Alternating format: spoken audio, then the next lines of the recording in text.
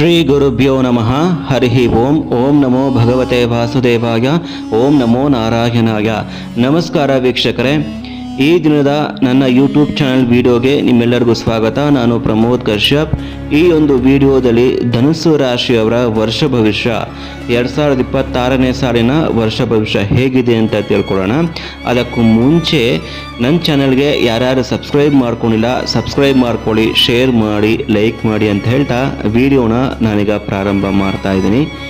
ಧನುಸ್ಸು ರಾಶಿ, ಅರ್ಧಾಷ್ಟಮ ಶನಿ ಎಚ್ಚರಿಕೆ.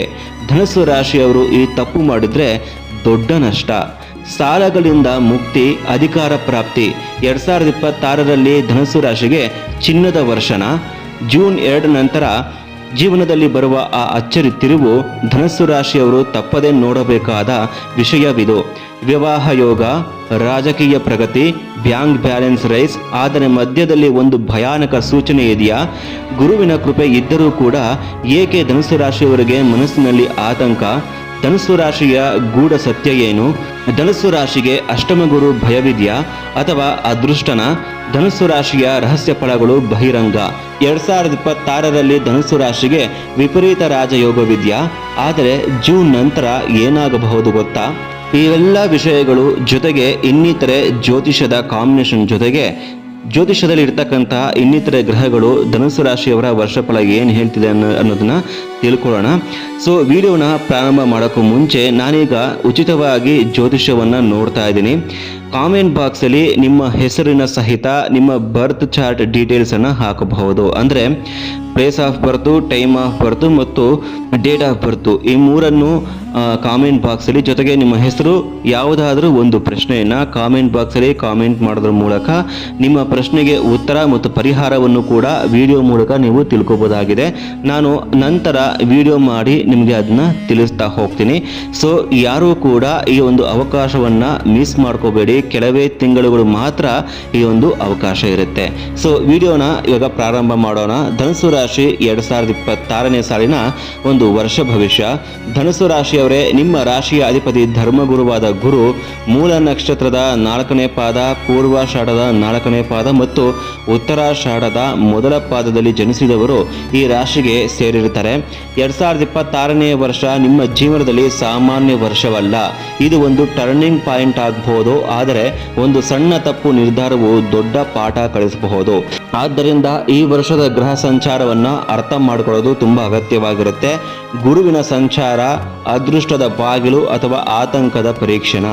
ನೋಡಿ, ಧನುಸ್ಸು ರಾಶಿಯವರಿಗೆ ಜೂನ್ 2ರವರೆಗೆ ಗುರು ಸಪ್ತಮ ಸ್ಥಾನದಲ್ಲಿ ಇರೋದ್ರಿಂದ ಸಂಬಂಧಗಳು, ವಿವಾಹ, ಪಾಲುದಾರಿಕೆ ಅಂದರೆ ಪಾರ್ಟ್ನರ್ಶಿಪ್ ವ್ಯವಹಾರ ಆಲ್ ಆರ್ ಪ್ರೊಟೆಕ್ಟೆಡ್. ಅಂದರೆ ಎಲ್ಲವೂ ಕೂಡ ನಿಮಗೆ ಆರ್ಥಿಕವಾಗಿ ತುಂಬ ಚೆನ್ನಾಗಿರುತ್ತೆ. ಆದರೆ ಆರ್ಥಿಕವಾಗಿ ಲಾಭಗಳು, ಹೊಸ ಒಪ್ಪಂದಗಳು, ಹಣದ ಹರಿವು ಸುಗಮವಾಗಿರುತ್ತೆ. ಆದರೆ ಜೂನ್ ನಂತರ ಗುರು ಅಷ್ಟಮ ಸ್ಥಾನಕ್ಕೆ ಪ್ರವೇಶ ಮಾಡೋದ್ರಿಂದ ಸ್ವಲ್ಪ ಸವಾಲಿನ ಸೂಚನೆ ಅಂತಲೇ ನಾವು ಹೇಳಬಹುದು. ಅಷ್ಟಮ ಗುರು ಎಂದರೆ ಅನಿರೀಕ್ಷಿತ ಘಟನೆಗಳು ಅಂತ ಹೇಳ್ತೀವಿ. ಕೆಲವೊಮ್ಮೆ ಭಯದ ವಾತಾವರಣ ಸೃಷ್ಟಿಯಾಗ್ಬೋದು. ಏನೋ ತಪ್ಪಾಗ್ತಿದೆಯಾ ಎಂಬ ಅನುಮಾನ ನಿಮ್ಮ ಮನಸ್ಸಿನೊಳಗೆ ಅಸ್ಪಷ್ಟ ಆತಂಕ ಉಂಟಾಗ್ತಾ ಹೋಗುತ್ತೆ. ಆದರೆ ಇಲ್ಲಿ ಒಂದು ರಹಸ್ಯ ಇದೆ. ಧನುಸ್ಸು ರಾಶಿಯವರಿಗೆ ಅಷ್ಟಮ ಗುರು ವಿಪರೀತ ರಾಜಯೋಗ ಕೊಡಬಲ್ಲದು. ಅಂದರೆ ಸಂಕಷ್ಟಗಳ ಮಧ್ಯೆ ವಿಜಯ, ಸಾಲದಿಂದ ಮುಕ್ತಿ, ಕಾನೂನು ವಿಷಯಗಳಲ್ಲಿ ಜಯ, ಹಳೆಯ ಸಮಸ್ಯೆಗಳಿಗೆ ಪರಿಹಾರವೂ ಕೂಡ ಸಾಧ್ಯವಿರುತ್ತೆ. ನಂತರ ಅರ್ಧಾಷ್ಟಮ ಶನಿ ಮನಸ್ಸಿಗೆ ಪರೀಕ್ಷೆ. 2026ರಲ್ಲಿ ಶನಿ 4ನೇ ಮನೆಯಲ್ಲಿ ಸಂಚಾರ ಮಾಡ್ತಿರೋದ್ರಿಂದ ಅರ್ಧಾಷ್ಟಮ ಶನಿ ಇದು ಮನೆ, ವಾಹನ, ತಾಗಿ, ಆರೋಗ್ಯ, ಮನಃಶಾಂತಿ ಇವುಗಳಿಗೆ ಸಂಬಂಧಪಟ್ಟಿದೆ. ಕೆಲವೊಮ್ಮೆ ಮನೆಯ ನಿರ್ಮಾಣ ಕೆಲಸಗಳು ವಿಳಂಬವಾಗಬಹುದು. ವಾಹನ ಸಂಬಂಧಿತ ತೊಂದರೆಗಳು ಕಾಡಬಹುದು. ತಾಯಿಯ ಆರೋಗ್ಯದ ಬಗ್ಗೆ ಜಾಗೃತೆ ಬೇಕು. ಮನಸ್ಸಿನಲ್ಲಿ ಕೆಲ ದಿನಗಳು ಭಾರವಾಗಿರಬಹುದು. ನಾನು ಸರಿಯಾದ ದಾರಿಯಲ್ಲಿದ್ದೀನಾ ಎನ್ನುವ ಪ್ರಶ್ನೆ ನಿಮ್ಮನ್ನು ಕಾಡ್ತಾ ಹೋಗುತ್ತೆ. ಆದರೆ ಈ ಕಾಲ ನಿಮಗೆ ಧೈರ್ಯ ಕಳಿಸುವ ಕಾಲ ಆಗಿರುತ್ತೆ. ಶನಿ ಎಂದರೆ ಶಿಸ್ತಿನ ಗುರು, ಆಧ್ಯಾತ್ಮಿಕ ಗ್ರಹ ಅಂತ ಹೇಳ್ತೀವಿ. ಶಿಸ್ತನ್ನು ಮತ್ತು ಆಧ್ಯಾತ್ಮಿಕತೆಯನ್ನು ರೂಢಿಸ್ಕೊಳ್ತಾ ಹೋದರೆ ನಿಮಗೆ ಶನಿಯ ಕೃಪೆ ಖಂಡಿತವಾಗಿಯೂ ಬಂದೇ ಬರುತ್ತೆ. ಆತುರದ ನಿರ್ಧಾರಗಳಿಂದ ದೂರವಿರಿ. ರಾಹು ಕೇತು ಬದಲಾವಣೆ, ಧೈರ್ಯ ಮತ್ತು ದೈವಬಲ. ರಾಹು 3ನೇ ಸ್ಥಾನದಿಂದ 2ನೇ ಸ್ಥಾನಕ್ಕೆ ಬರುವುದು ಧೈರ್ಯ ಹೆಚ್ಚಾಗಬಹುದು. ನೀವು ಒಂದು ನಿರ್ಧಾರ ತೆಗೆದುಕೊಂಡರೆ ಅದನ್ನು ಸಾಧಿಸುವ ತನಕ ಬಿಡೋದಿಲ್ಲ. ಹೊಸ ವ್ಯವಹಾರ, ಆನ್ಲೈನ್ ಉದ್ಯಮ, marketing all will grow if you act wisely. ನೀವು ಬುದ್ಧಿವಂತಿಕೆಯಿಂದ ನಡೆಸ್ಕೊಳ್ತಾ ಹೋದರೆ ಖಂಡಿತವಾಗಿಯೂ ಬೆಳವಣಿಗೆ ಇದ್ದೇ ಇರುತ್ತೆ. ಕೇತು 9ರಿಂದ 8ಕ್ಕೆ ಬರೋದು ಧರ್ಮದ ಚಿಂತನೆ, ಆಧ್ಯಾತ್ಮಿಕ ಚಿಂತನೆ, ಆಧ್ಯಾತ್ಮಿಕ ಜೀವನ ನಿಮ್ಮಲ್ಲಿ ಹೆಚ್ಚಾಗ್ತಾ ಹೋಗುತ್ತೆ. ಪಿತೃ ಕಾರ್ಯಗಳಲ್ಲಿ ನಿರತರಾಗ್ತಾ ಹೋಗ್ತೀರಾ. ಪೂರ್ವಜರ ಆಶೀರ್ವಾದ ಈ ವರ್ಷ ಅತ್ಯಂತ ಮಹತ್ವದ ಪಾತ್ರ ವಹಿಸುತ್ತೆ. ಆರ್ಥಿಕ ಪರಿಸ್ಥಿತಿ ಮತ್ತು ಭಯದ ನಡುವೆ ಲಾಭ. ನೋಡಿ, ವರ್ಷದ ಮೊದಲಾರ್ಧದಲ್ಲಿ ಹಣದ ಹರಿವು ಉತ್ತಮವಾಗಿರುತ್ತೆ. ಬ್ಯಾಂಕ್ ಬ್ಯಾಲೆನ್ಸ್ ಹೆಚ್ಚಾಗ್ತಾ ಹೋಗುತ್ತೆ. ಸಾಲ ತೀರಿಸೋದಕ್ಕೆ ಸಾಧ್ಯವಾಗುತ್ತೆ. ಆದರೆ ಜೂನ್ ನಂತರ ಅನಿರೀಕ್ಷಿತ ವೆಚ್ಚಗಳು, ಆರೋಗ್ಯ, ಕಾನೂನು, ಕುಟುಂಬದ ಅವಶ್ಯಕತೆಗಳಿಗೆ ಹಣ ಖರ್ಚಾಗಬಹುದು. ಆದರೂ ಆತಂಕ ಇಲ್ಲಿ ಪಡಬಾರದು ಧನುಸು ರಾಶಿಯವರು. ಈ ವೆಚ್ಚಗಳು ನಿಮ್ಮ ಭವಿಷ್ಯದ ಭದ್ರತೆಗೆ ಒಂದು ಹೊಡಿಕೆ ರೀತಿ ಇರುತ್ತೆ. ದೀರ್ಘಾವಧಿಯ ಅದೃಷ್ಟ ನಿಮ್ಮ ಕೈಗೆ ಬರ್ತಾ ಇದೆ. ಒಂದು ಸ್ಥಿರ ಉದ್ಯೋಗ ಅಥವಾ ಹೊಸ ಆದಾಯದ ಮೂಲ ತೆರೆದುಕೊಳ್ತಾ ಹೋಗುತ್ತೆ. ಕೈ ತುಂಬ ಹಣ ಸಂಪಾದನೆಗೆ ಒಂದು ಕ್ಲಾರಿಟಿ, ಒಂದು ಚಿಂತನೆ, ಸರಿಯಾದ ದಾರಿ ನಿಮಗೆ ಸಿಗ್ತಾ ಹೋಗುತ್ತೆ. ಇವೆಲ್ಲವೂ ಕೂಡ ಸಾಧ್ಯವಾಗುತ್ತೆ. ನಂತರ ಉದ್ಯೋಗ ಮತ್ತು ವ್ಯವಹಾರ. ಸರ್ಕಾರಿ ನೌಕರರಿಗೆ ಜವಾಬ್ದಾರಿಗಳು ಹೆಚ್ಚಾದರೂ ಕೂಡ ಗೌರವ ಹೆಚ್ಚಾಗ್ತಾ ಹೋಗುತ್ತೆ. ಕೆಲವರಿಗೆ ಪದೋನ್ನತಿ ಯೋಗವಿದೆ. ಖಾಸಗಿ ಕ್ಷೇತ್ರದಲ್ಲಿ ಕೆಲಸ ಮಾಡುವವರಿಗೆ ಹೊಸ ಅವಕಾಶಗಳು, ಉದ್ಯಮಿಗಳಿಗೆ ಹೊಸ ಸಂಸ್ಥೆ ಆರಂಭಿಸುವ ಧೈರ್ಯ ಬರುತ್ತೆ. Online business, networking, marketing all will give profit in plan ಕೇರ್ಫುಲ್ಲಿ. ನೀವು ಕೇರ್ಫುಲ್ಲಾಗಿ ಪ್ಲಾನ್ ಮಾಡ್ತಾ ಹೋದಾಗ ಮಾತ್ರ ಪ್ರಾಫಿಟ್ಟು ನಿಮಗೆ ಕೊಡ್ತಾ ಹೋಗುತ್ತೆ. ಆದರೆ ಪಾಲುದಾರಿಕೆಯಲ್ಲಿ ಒಪ್ಪಂದಗಳನ್ನು ಸ್ಪಷ್ಟವಾಗಿ ಮಾಡ್ಕೋಬೇಕು. ಮಾತಿನ ಮೇಲೆ ಮಾತ್ರ ನಂಬಿಕೆ ಇಟ್ಟರೆ ನಂತರ ನಿಮಗೆ ಸಂಕಷ್ಟಗಳು ಎದುರಾಗ್ತಾ ಹೋಗುತ್ತೆ. ವಿವಾಹ ಮತ್ತು ಸಂಬಂಧ.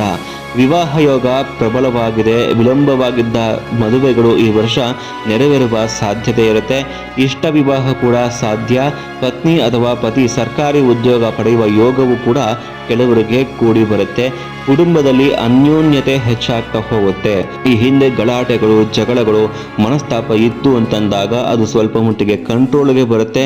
ಅನ್ಯೋನ್ಯತೆ ಹೆಚ್ಚಾಗ್ತಾ ಹೋಗುತ್ತೆ. ಆದರೆ ಮಾತಿನ ವಿಷಯದಲ್ಲಿ ಸ್ವಲ್ಪ ಜಾಗ್ರತೆ ಇರಲಿ. ಸ್ಟ್ರೇಟ್ ಫಾರ್ವರ್ಡ್ ಆಗಿ ಮಾತನಾಡ್ತಕ್ಕಂಥದ್ದು, ಕೋಪದಿಂದ ಮಾತನಾಡ್ತಕ್ಕಂಥದ್ದು, ಅಸಡ್ಡೆಯ ಮಾತು ನೀವು ಬಿಡಬೇಕಾಗತ್ತೆ. ಅನಾವಶ್ಯಕ ವಾಗ್ದಾನಗಳು, ಡಿಬೇಟ್ಗೆ ನೀವು ಜಾಸ್ತಿ ಹೋಗೋದಕ್ಕೆ ಹೋಗಬೇಡಿ. ಇದು ನಿಮಗೆ ಹೆಚ್ಚಾಗಿ ಸಮಸ್ಯೆಯನ್ನು ತರ್ತಾ ಹೋಗುತ್ತೆ.